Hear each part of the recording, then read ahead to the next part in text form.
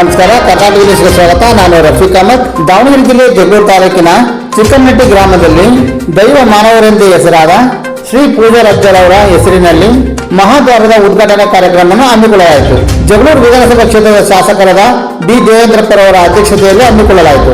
ಈ ಸಂದರ್ಭದಲ್ಲಿ ಕನಕಪುರ ಗವಿಮಠದ ಶ್ರೀಗಳಾದ ಶ್ರೀ ಶ್ರೀ ಶ್ರೀ ಶ್ರೀ ನಾಲೂರು ಶಾಂತಲಿಂಗ ಶಿವಾಚಾರ್ಯ ಮಹಾಸ್ವಾಮೀಜಿ, ಚಿತ್ರದುರ್ಗ ಗೊಲ್ಲಗಿರಿಯ ಪೀಠಾಧಿಪತಿಗಳಾದ ಶ್ರೀ ಶ್ರೀ ಶ್ರೀ ಶ್ರೀಕೃಷ್ಣ ಯಾದವಾನಂದ ಸ್ವಾಮೀಜಿಗಳು, ಕಾಂಗ್ರೆಸ್ ಪಕ್ಷದ ಎಸ್ಟಿ ಘಟಕದ ಪ್ರಧಾನ ಕಾರ್ಯದರ್ಶಿಗಳಾದ ಎಂಡಿ ಕೀರ್ತಿಕುಮಾರ್, ಬ್ಲಾಕ್ ಕಾಂಗ್ರೆಸ್ಸಿನ ಅಧ್ಯಕ್ಷರಾದ ಶಂಶೀರ್ ಅಹಮದ್, ಬ್ಲಾಕ್ ಕಾಂಗ್ರೆಸ್ಸಿನ ಮಾಜಿ ಅಧ್ಯಕ್ಷರಾದ ತಿಪ್ಪೇಸ್ವಾಮಿಗೌಡರು, ಕಾಂಗ್ರೆಸ್ ಪಕ್ಷದ ಎಸ್ಸಿ ಘಟಕದ ಜಗಳೂರು ತಾಲೂಕು ಅಧ್ಯಕ್ಷರಾದ ಬಿ ಮಹೇಶ್, ಪಟ್ಟಣ ಪಂಚಾಯತಿ ನಾಮನಿರ್ದೇಶಕರಾದ ಕುರಿಜಯನ, ಸಣ್ಣ ತಾನಾಜಿ, ಕೆಚ್ಚನಹಳ್ಳಿ ಗ್ರಾಮ ಪಂಚಾಯತಿ ಪೂರ್ವರದ ವಾಸು, ಗ್ರಾಮ ಪಂಚಾಯತಿ ಸದಸ್ಯರಾದ ಶ್ರೀಮತಿ ಕೆಂಚಮ್ಮ, ಶ್ರೀಮತಿ ಸುಧಾಮಣಿ, ಮಂಜಪ್ಪ, ಸಾಹಿತಿಗಳಾದ ಯರುಸ್ವಾಮಿ, ಮುಖಂಡರಾದ ತಿಪ್ಪೇಸ್ವಾಮಿ, ಕಾಟಪ್ಪ, ಕಾಂಗ್ರೆಸ್ ಪಕ್ಷದ ಮುಖಂಡರಾದ ಮೊಹಮ್ಮದ್ ಗೌಸ್, ಕಲ್ಲಗಟ್ಟ ಶೇಖರಪ್ಪ, ಮಧುಸೂದನ್, ಶಿಲ್ಪಿಗಳಾದ ಶ್ರೀನಿವಾಸ್, ಶಿಕ್ಷಕಿಯರಾದ ಶ್ರೀಮತಿ ರಾಣಿ, ಚಿಕ್ಕನಟ್ಟಿ ಗ್ರಾಮಸ್ಥರು, ಸಾರ್ವಜನಿಕರು ಹಾಗೂ ಮಾಧ್ಯಮ ಮಿತ್ರರು ಉಪಸ್ಥಿತರಿದ್ದರು.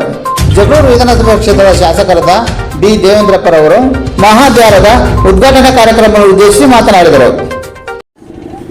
ಚಿಕ್ಕನಟ್ಟಿಯಲ್ಲಿ ಇವತ್ತು ಒಂದು ಪವಾಡ ನಡೆದಿದೆ. ಅದು ಯಾರ ಪವಾಡ, ಎಂಥ ಪವಾಡ ಅಂತ ಹೇಳಿದರೆ, ಚಿಕ್ಕನಟ್ಟಿ ಮಣ್ಣಿನಲ್ಲಿ ಹುಟ್ಟಿ ನಾವುಗಳೆಲ್ಲ ಸುಮಾರು 4 ತಲೆಮಾರಿಗಿಂತ ಹಿರಿಯ ಒಂದು ತಲೆಮಾರು ಜೀವಂತ ಸಮಾಧಿಯಾಗಿ ಎಂಥ ಕಷ್ಟ ಕಾಲದಲ್ಲಿ ಮನುಷ್ಯರಾದ ನಾವು ತಪ್ಪುಗಳನ್ನು ಮಾಡಿದರೆ ಆ ಪೂಜಾರಜ್ಜರ ಒಂದು ದಿವ್ಯ ಸಾನ್ನಿಧ್ಯದಲ್ಲಿ ನಾವು ಸಂಕಲ್ಪ ಮಾಡಿಕೊಂಡಾಗ ಆ ಪವಾಡ ಪುರುಷ ಪೂಜಾರಜ್ಜ ನಮ್ಮ ತಪ್ಪುಗಳನ್ನು ಮನ್ನಿಸಿ ಸರಿದಾರಿಯನ್ನ ಕರ್ಕೊಂಡೋಗಿ ತೋರಿಸಿ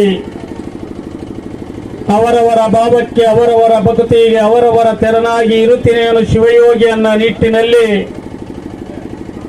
ಇವತ್ತು ನಮ್ಮನ್ನ ಈ ಮಟ್ಟಕ್ಕೆ ತಂದ ಚಿಕ್ಕ ಗ್ರಾಮವನ್ನ, ಪುಟ್ಟ ಗ್ರಾಮವನ್ನ ಇವತ್ತು ರಾಜ್ಯ ಅಲ್ಲ ರಾಷ್ಟ್ರ ಮಟ್ಟಕ್ಕೆ ನಮಗಳ ಮುಖಾಂತರ ಕೊಂಡೊಯ್ದಂತ ಕೀರ್ತಿ ಪರಮ ಪೂಜ್ಯ ಪವಾಡ ಪುರುಷ ಪೂಜಾರಜ್ಜರ ಪಾದಗಳಿಗೆ ನಮಸ್ಕರಿಸಿ,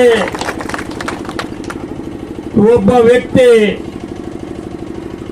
ನಾವು ಎಲ್ಲಿಗಾದ್ರೂ ಒಂದು ಮನೆಗೆ ಹೋಗ್ಬೇಕಾದ್ರೆ, ಒಂದು ಗ್ರಾಮಕ್ಕೆ ಹೋಗ್ಬೇಕಾದ್ರೆ, ಒಂದು ರಾಜ್ಯಕ್ಕೆ ಹೋಗ್ಬೇಕಾದ್ರೆ